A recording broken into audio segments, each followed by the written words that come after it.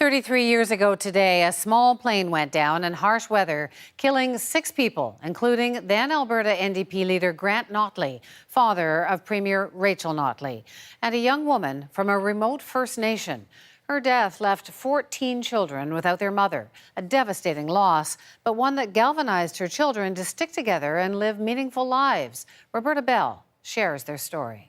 This one is Kelly, Wilma, Gary. Well, we still have our memories of her. Yeah. For years, the Noski siblings haven't been able to talk about their mother.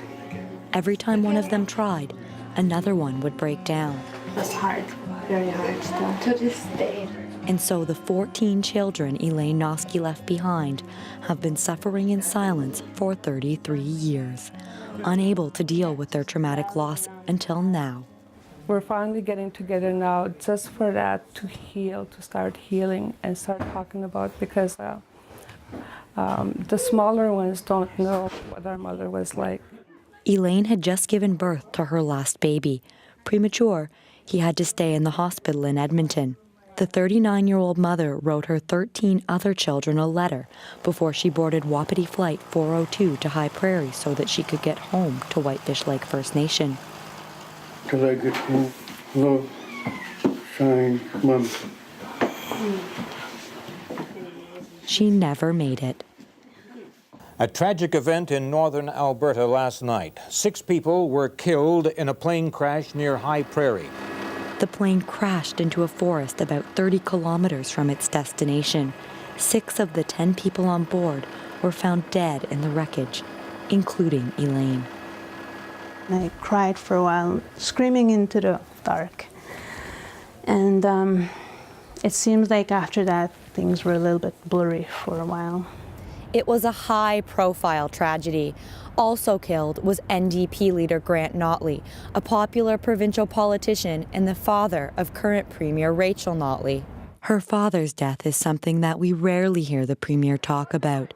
But last year around this time, one of the Noski siblings reached out to the Premier by email, letting her know that they too lost a parent who was supposed to be coming home on that plane. The Premier's response: "I am sorry that you too know the pain of losing a parent. There are no words to adequately describe the experience." But the Premier has upheld her father's legacy, following in his footsteps and leading the party that he helped build to form government. With much less pomp and circumstance, the Noskis have, without exception, achieved their mother's dream as well. They've stuck together, all 14 of them. We have a bond that a lot of people I don't think understand. But, you know, that's what my mom brought to us when she was here, but even more so when she left. They all go to school and have education as they grow up. I'm proud of them so much. She would say the same thing too. She would be proud of them. Just because they weren't talking about their mother doesn't mean they weren't carrying out her work. The older ones stepped up to help their father take care of the younger ones, channeling their mother's hard work, resourcefulness, and caring. Now Lillian is an addictions worker. So is Debbie. Crystal is an educational assistant. Roger is an artist. And Gareth works in hospitality. Colleen became a teacher. As they raise families of their own, they want their children to know about their grandmother. They want them to understand that so many of the wonderful things in their lives are thanks to her. That even though she's gone, she's not forgotten. Roberta Bell, CBC News, Edmonton.